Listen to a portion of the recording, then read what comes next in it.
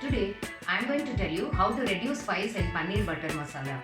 In the first method, let us see how to prepare or repair half liter of Paneer Butter Masala which is spicy. For this, we require 2 chopped onions, 3 chopped tomatoes, little ginger garlic paste and other spices, and of course little butter and oil for frying. Make a paste out of the chopped onions, make a paste out of the tomatoes which is chopped. Keep it separately.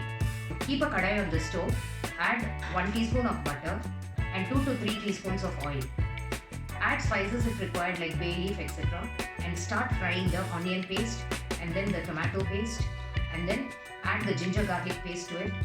You add other spices like salt, turmeric powder, coriander powder, garam masala etc. which is required for the preparation.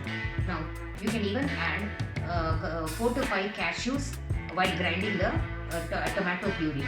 Now this is also added to this gravy while frying. Now when this gets nicely fried together, add a little water, and then when it gets cooked, bring the originally prepared paneer butter masala, add it to this, and then mix it nicely and cook it on slow fire. Now if required, you can add half a teaspoon of sugar and then now check for the taste.